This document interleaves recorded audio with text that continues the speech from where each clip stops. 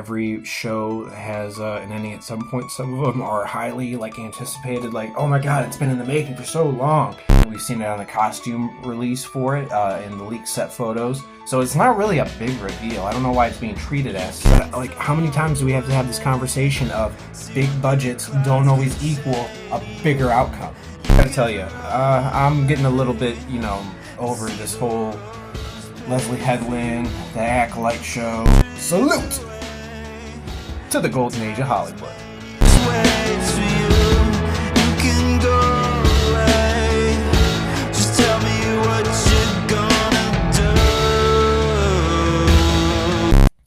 Hey guys, welcome to Camm TV, presented to you by Between the Panels channel. Today, we have 6 main topics for discussion and 4 salutes to the golden age of Hollywood. And with that all out of the way, let's get started with today's show. Alright guys, so getting started with main topic number 1 today. Leslye Headland discusses the backlash of retconning Anakin's origin. Now, this article comes to us from boundingintocomics.com. It's probably for another deep dive into kind of talk about that, she told Walsh. I would say that you might be missing the forest from the trees and starting an argument about that. Instead of seeing that power was being pursued by someone, so it's not an issue of paying attention to, but I did hear about that, and I just think people aren't taking into account the era that we're in. When asked on the topic more, the showrunner continued to defend her choices. So guys, I gotta tell you, I'm getting a little bit, over this whole Leslye Headland, the Acolyte show. She clearly doesn't really know what she's talking about in terms of just being a fan. I remember when she was asked before the show even came out, what's your favorite Star Wars movie? She said all of them. I really don't understand the level of uncertainty this woman has and why she's chosen to make her $180 million therapy session with the Star Wars property. She really just doesn't come across as someone who's genuine, who cares. And she clearly doesn't care about the stuff that's come before in Star Wars, before Disney bought it, the George Lucas era. He did the original trilogy and he did the prequel trilogy. I grew up with the prequel trilogy, and then I saw the original trilogy after that. At least that's how I believe I remember it. I'd have to ask my father to know. He's the one that got me into Star Wars comics and all that jazz. We have the last episode today. I'm going to watch it. I believe it either dropped at 4 or 6 p.m. today. You can expect a full series review from that on C.A.M.M. Dynamics. All right, guys? Then look forward to C.A.M.M. Dynamics actually making a name change. It will, going forward, be called C.A.M.M. Dynamics. That way, in the title, we'll have comics, anime, and manga. That way, it's across the boards, and it's not just comics and anime, because we've been talking about a lot of manga on there as well. So look forward to that. But Leslye Headland, if you get a season 2 for The Acolyte, I gotta tell you, I don't think I'm interested in watching it. I gave you a shot the first season. You had elements of what could have been a good show. Not a great show, a good show. But you shit the bed at all corners. Let's be honest, okay? It is what it is. It's not a good show. From writing-wise to the story, to the dialogue for characters, to the backgrounds, to the costuming. Some of the acting you could consider being good. I thought that from Soul, but now that we've gotten 7 episodes into it, about to get the last one today, I really feel like even he's been just kind of giving us this one-note character. And I'm not going to blame all the actors for this, because the actors are just given direction. There's a script they're given, and there's so much they can do with that shitty-ass script. And at the end of the day, it comes down to the direction as well. And if the direction just doesn't know their fucking ass from their fucking head, then you're not going to go anywhere with it. But that's main topic number 1 out of the way. So let's move on to main topic number 2. Main topic number 2 comes to us from CBR.com. James Gunn unveils the Superman logo for his new movie 1 year before its film release. James Gunn took to Instagram to reveal the new logo along with the caption of, "In exactly 1 year, #Superman opens all over the world."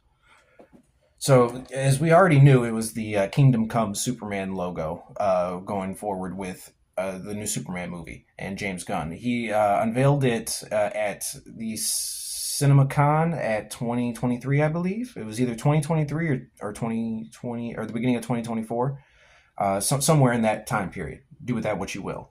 But we've known about that logo for a while now. We've seen it at, like I said, CinemaCon. We've seen it on the costume release for it in the leaked set photos. So it's not really a big reveal. I don't know why it's being treated as such. And the Superman logo, it's not like he did his own version of it. He took the Kingdom Come logo and he colorized it with the red and yellow. So I have to say, I don't know why it is being made such a big deal. I'm happy that Superman's getting attention, at the very least. I'll say that. You know, Superman is my favorite all-time character in the comic books, DC and Marvel. He might be my favorite character of all time. But I also put Superman up there with anime characters like Goku, Naruto. So they're just legendary characters, but in comic books, he's my favorite superhero. It doesn't matter. It goes Superman, Batman, Spider-Man. Those are my top 3 superheroes. And then number 4 would probably have to be Captain America, and 5 would be Iron Man. And I'm only putting Iron Man on the list so my fiance doesn't kill me.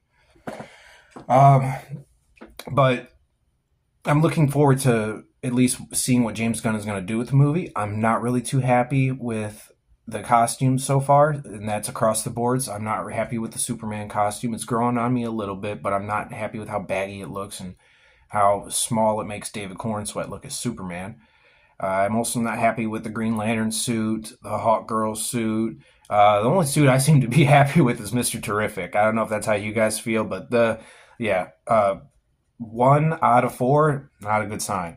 At least for this, the design wise of how everything looks. Metropolis, it looks like it could be really good, but that's neither here nor there. We have to see how good the story is. Ultimately, that's what will let us know about how we will feel about the movie, is if we really like the story. Now, we could like the characters too, but you know what? I think you could also like the characters and not like the look of the characters. I'm not too happy with Clark Kent's look in this either. He really seems like they're going more of an anime approach with him, the way he looked in the one set photo. It could just have been the way that one set photo looked, and I will give them that. These are just still images from the sets of them filming. They're not videos, teasers, trailers, or like actual, just like someone had a camcorder with them watching them. So I could be talking out my ass with some of this. I might not be, or I could be, somewhere in the middle. It all depends. But I think that's really all I have on the Superman logo story. Happy Superman's getting attention. Don't know why the logo being revealed is such a big reveal when we've known about it for months at this point. So, with that done and out of the way, we'll be moving forward. All right, guys, and for main topic number 3 today, this comes to us from Deadline. San Diego Comic-Con 2024 schedule, the top movie and TV panels and events. All right, guys, so Deadline came out and they had released the schedule from Thursday to Saturday of San Diego Comic-Con. And they released all of the panels, all that will be going on with the rooms, the times. I jotted down a few of them, so we'll go ahead and we'll go through some of the panels that'll be going on, what rooms and the times that will be moving on. Some of these I know, some of them I don't know. That's not because I don't care. That's just there's some properties I'm either unaware of or I haven't had the chance to get to know them. So Thursday, July 25th, 11:45 a.m., Hall H, Transformers 1.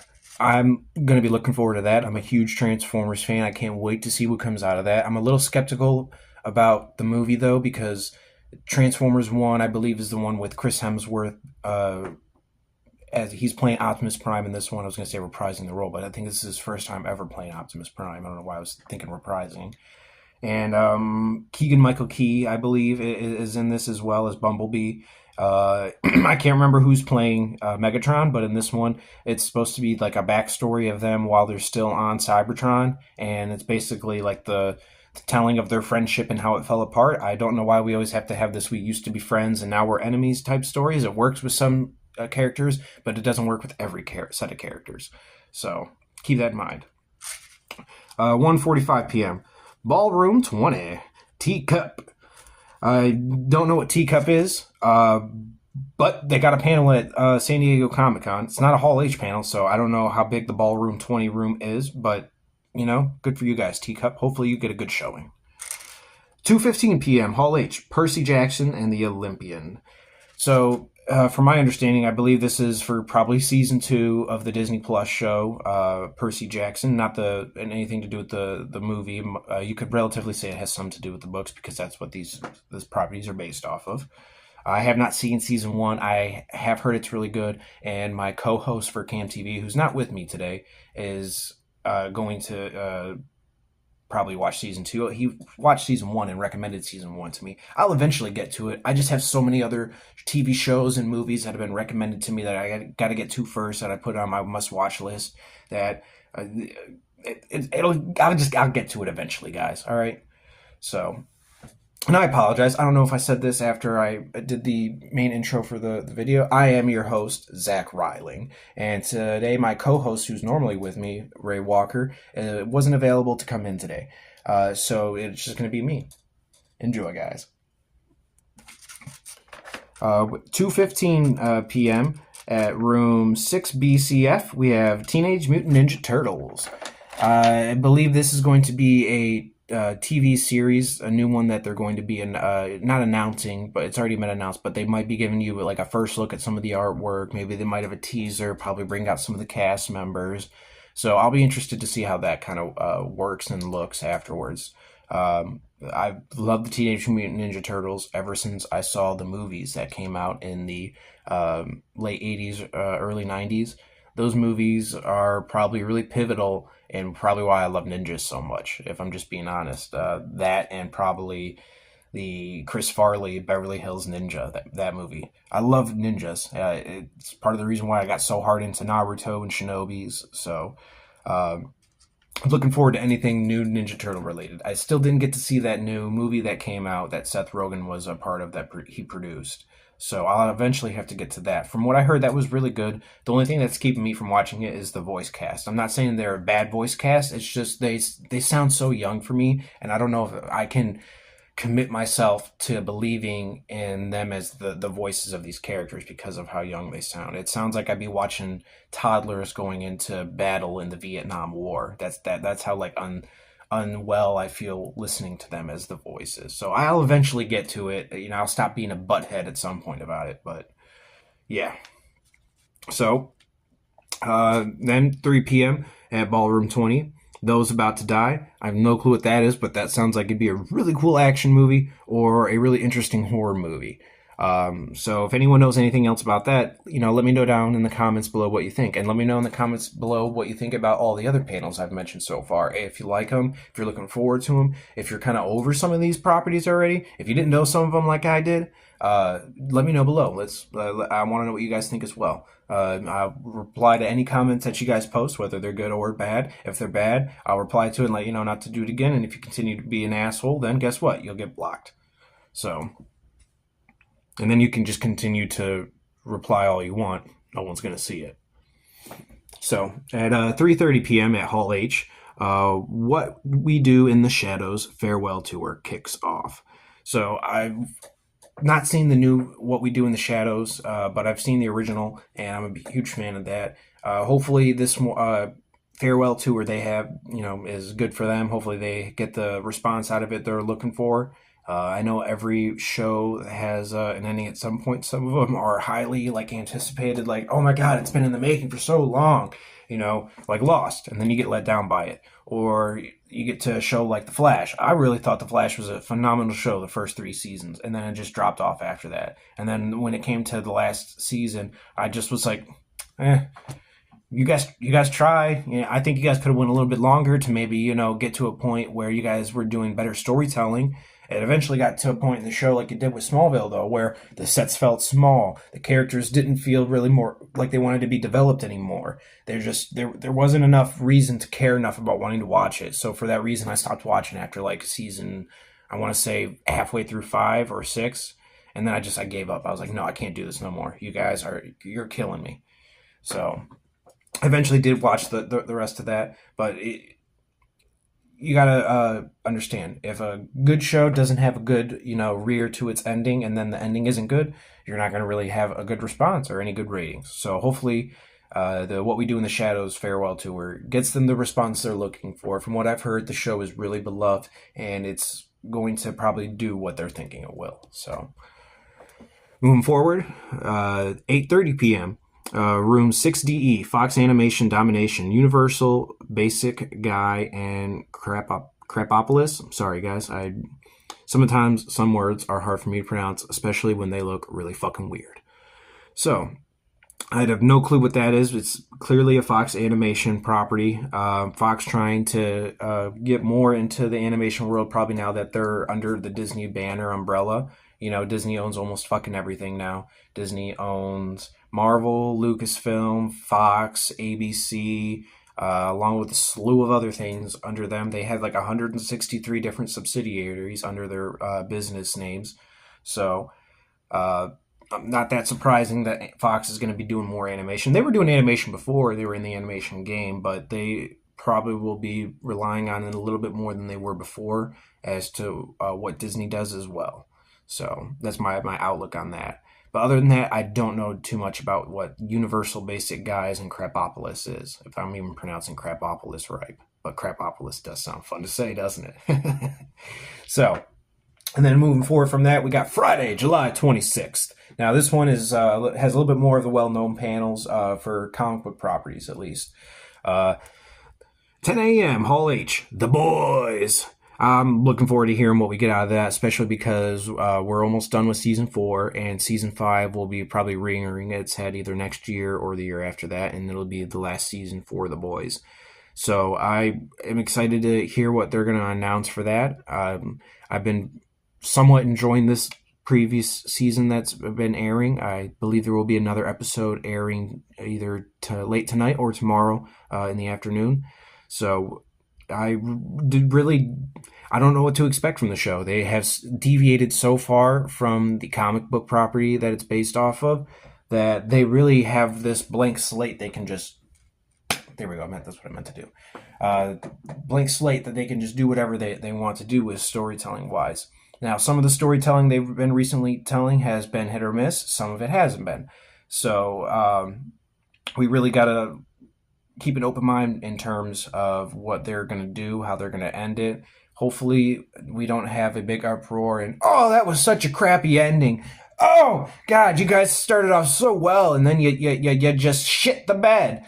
Like Dexter. Dexter was such a good show, and Dexter is a show that just cannot find its landing. Like, the original ending, crap. The newer ending they did, so much more crap than the original one. At least in my fiance's opinion. We're huge fans of that show, of the character, the actors in it. We love them all.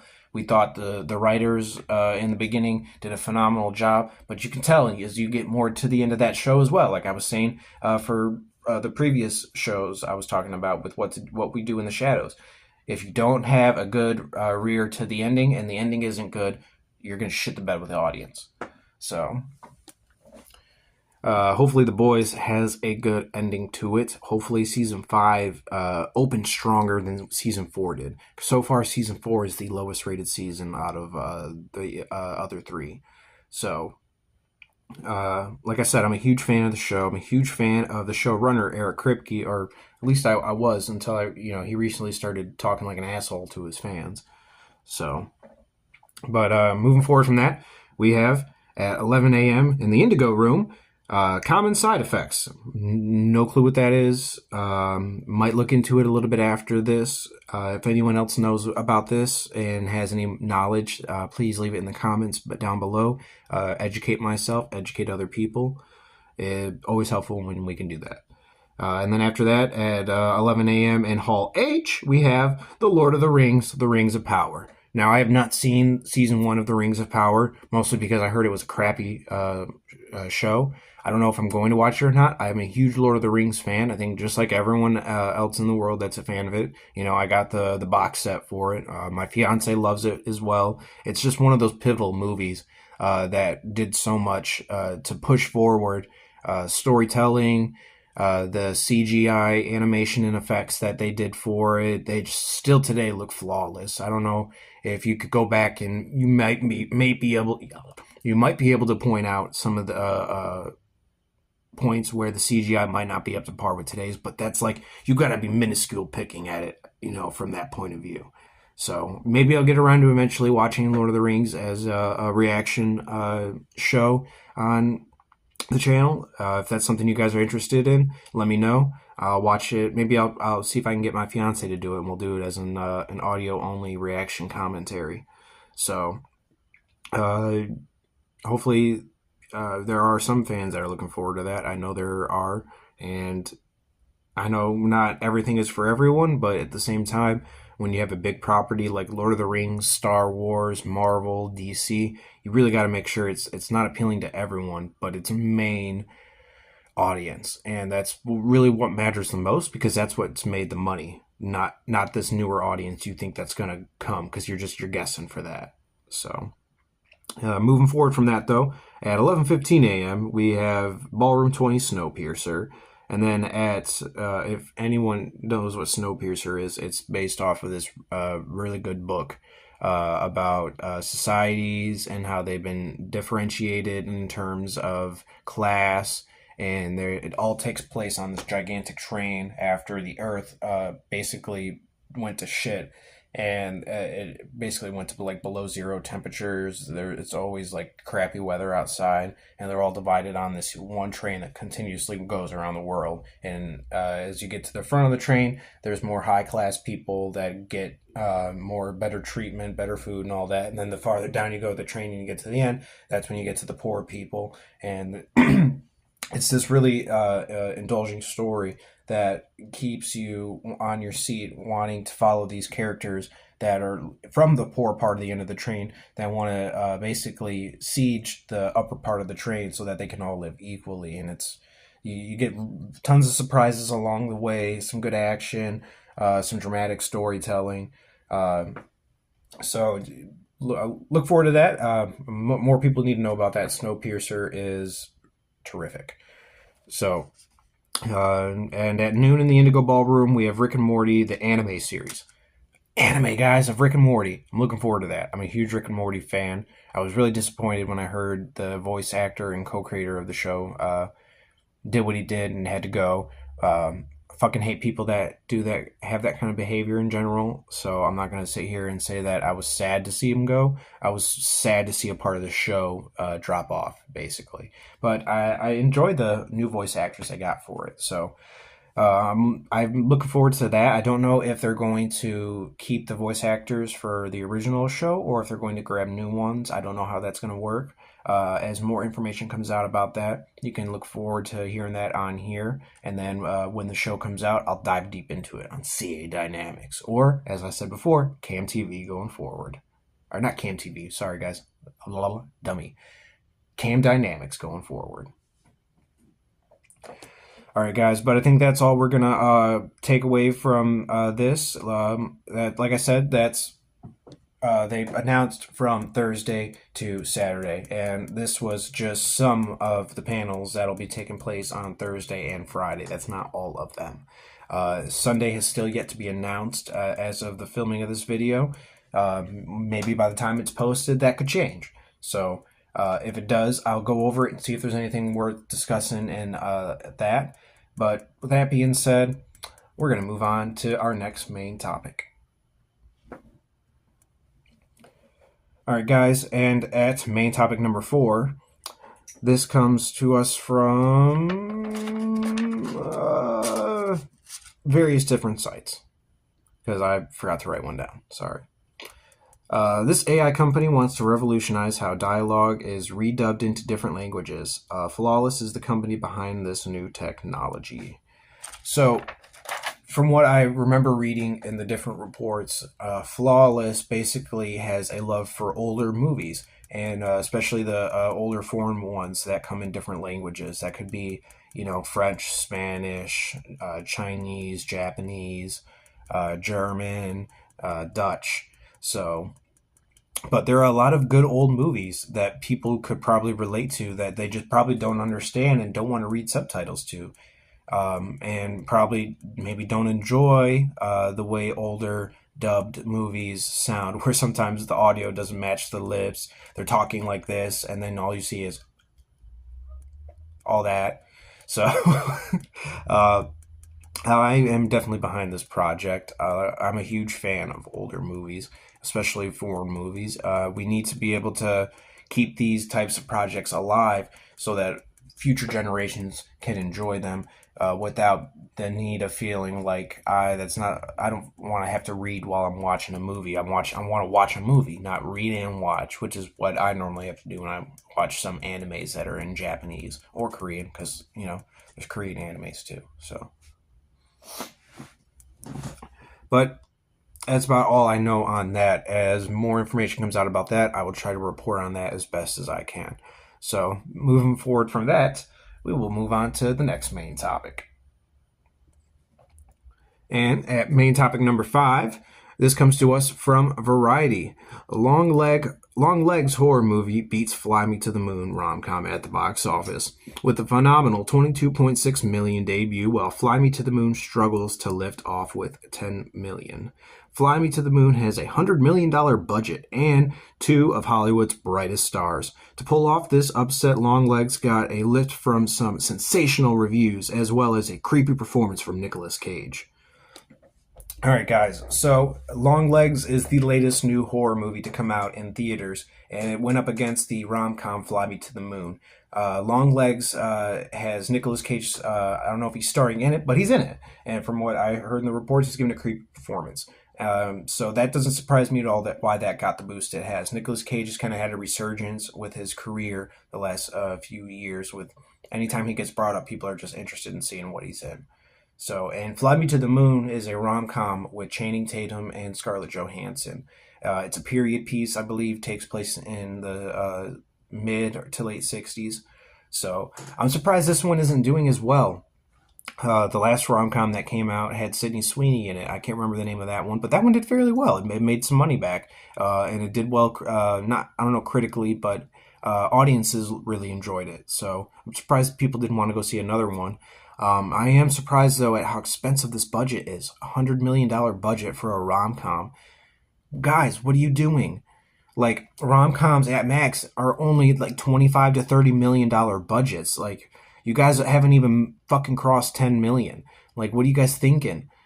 Like, how many times do we have to have this conversation of big budgets don't always equal a bigger outcome? Like, it all depends on the project and the kind of story you're telling. If the story weaves its way to that kind of budget, then yeah, you're going to need $100 million. Rom-coms nowhere near ever come the budget of $100 million. Unless you're trying to tell like a fucking Star Wars rom-com, or you're trying to tell like the most expensive French European rom-com that's like fucking 6 hours long. Like, I don't understand why you need to have $100 million budget for a rom-com. It's a traditional fucking type of movie. 25 to 30 million max, and that's if you're trying to get a fucking huge star. If you don't need a huge star in it, then guess what? You only need probably 15 million for the unknown actors and all the fucking crew you need to make the movie. So can we just stop with these $100 million fucking budgets that have nothing to do with these bombastic, dramatic fucking storytelling, please? God, it bothers me. Mostly bothers me because I love movies and I want to see this industry continue. I want to see movie theaters continue to thrive. And we can't do that when we're making stupid ass decisions fucking with $100 million budgets on fucking rom-coms like Fly Me to the Moon. And I guarantee you most of the fucking money on that movie went to the stars, Channing Tatum and Scarlett Johansson, because they're more famous than probably anyone in that fucking cast is.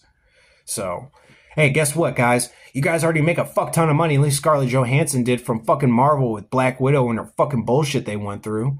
So, sorry, guys, but it is what it is. She probably wanted 25 million, 30 million herself for the fucking movie. And then Channing Tatum probably got a nice another, probably 10 to 15 million. Who knows when we'll get the fucking information about how much they fucking made for the movie when that'll come out. Because you know it eventually will. It always does. So, especially with fucking actors doing podcasts and doing more interviews and stuff like that now. They're slipping up more, especially even on social media. So, all right, guys, I got to move on from this topic. It's kind of getting me angry, but that's why I wanted to talk about it. There's no reason why a rom-com should be struggling to make its money right now, and especially when you're going to make it for $100 million. You're never going to make your money back. I don't see this movie getting the legs that they need it for it to make its money. This movie needs to make 200 million or more for them to make their money back. and then some. Like if they make 100 million, they've lost money on it. If they make 200 million, they technically broke even. But this movie needs to make at least 300 to 400 million for them to fucking make money off of it. Because they 100 million, that's just the budget for the movie. How much do they spend on marketing? Probably another 50 to 100 million. That's why you need to make at least 400 million for this movie to actually make money. It's stupid, so fucking stupid. If you would have made this movie for 25 to 30 million, even less than 15 million, you could have made your money back so much harder. So, all right, but that's all I got on that main topic, and we'll be moving on to the next one. All right, guys, coming in at main topic number 6, and our last main topic, the Despicable Me franchise is the first in history to cross $5 billion. So, I've been reading about this all over the trades. Despicable Me is the first animated franchise to cross $5 billion. I'm actually kind of surprised by that. It's a huge feat for them. Congratulations to them. But I'm surprised that feat wasn't surpassed by Disney and all of their animation projects. Hell, I'm surprised Warner Brothers and all their cartoon projects hasn't surpassed it. I believe Despicable Me comes from DreamWorks, so huge uproar for them, huge victory for them. Congratulations to DreamWorks. I'm pretty sure that's who makes the Despicable Me franchise and who profits from it. But again, I'm surprised this wasn't already done by something from Disney or Cartoon Network with Warner Brothers. They have, to me, some of the biggest and most well-known animated properties. DreamWorks has some, but not as many as Disney or Cartoon. Now, if this is just from... I know this is just from the one franchise, so maybe that's what it is. Maybe Disney hasn't had one single contentious animated franchise or set of characters that have crossed over the $1 billion mark. Although I would have thought Mickey Mouse, Donald Duck, Goofy, Minnie Mouse would have done that easily in their sleep, given that they've been around since the freaking 50s and 60s. So, but congratulations to the Despicable Me franchise. I do believe that they probably will come out with more. The last one they did was 4, I believe. So I look forward to a number 5. I'm sure Steve Carell's rolling in the dough with this now. This might be his most popular character amongst children. And his character from The Office is probably the most popular amongst people my age in their late 20s and early 30s. So we will have to see going forward if they continue. At $5 billion and more, I imagine that they will. If Despicable Me doesn't cross a deal with like Universal to do something in their theme parks with it, I don't know what the fuck they're doing, because that probably, to me, that seems like a really no-brainer of an idea. Despicable Me in a theme park, come on now. I'm sure children would rant and rave for that all day. Mommy, Daddy, I want to go to see Despicable Me, the Minions! That's probably what they'll do. So, but that's our last and final main topic for the show, guys. Moving forward, we have a new segment on the show I like to call Salute to the Golden Age of Hollywood. And this is a segment where we basically talk about things that were, should have been, and are no longer. This will cover stuff from actors that are no longer with us, to old movie theaters that are shut down, to the way we used to film certain things that we no longer use or have forgotten about. These types of stories. Not even stories, but just acknowledging them, because I'm a fan of the old style of Hollywood. I don't know if it's ever going to get back to this bombastic, over the top, oh my god, look at all these celebrities, mostly because of social media kind of has ruined the outlook on and the vagueness of them, because everyone we know who you are, we know how you look at things politically now, so it's not that interesting to see you guys or hear about you guys anymore. So, but the old days are different. So that's what this segment is for. So, that out of the way, let's get started with the Salute to the Golden Age of Hollywood. So far, we're going to start with Shelley Duvall. Shelley Duvall has passed away last week. She was found in her home, in her bed. She passed away in her sleep, unfortunately. Shelley Duvall is known for famous projects such as Nashville, Popeye, and The Shining. For anyone that hasn't seen any of those movies, you're living under a rock and you need to go watch them. Nashville, classic. Popeye, she did it with Robin Williams, enough said. The Shining, Jack Nicholson, legendary horror movie, probably still today one of the best movies you can watch horror-wise. So, Shelley Duvall, rest in peace. You will be missed and loved. Moving forward from that, we have Richard Simmons. Richard Simmons passed away. He is a well-known athlete from back in the day. Mostly from the 80s is when he was more well-known. He was found in his home, and he died of natural causes as well. I don't know too much more about him as other than an athlete. Other than that, rest in peace, and hopefully your family is doing well. All the love in the world to them. After that, we got Shannon Doherty. Actress died from battling breast cancer. Shannon Doherty is a well-known actress from back in the day as well. I don't know too much about her compared to the other two I was talking about, but Shannon Doherty, you will be missed. So sorry you lost your battle with breast cancer. As one of my favorite comedians who also died from cancer says, if you die from cancer, did the cancer win the battle or did you? Food for thought. And then after that, the last salute to the golden age of Hollywood is Dr. Ruth Westheimer. She is a celebrity sex therapist, and I only wanted to bring that up because I thought that was interesting that she got brought up at all. I'm sure she probably did wonders for people like Brad Pitt and Angelina Jolie, so good on her.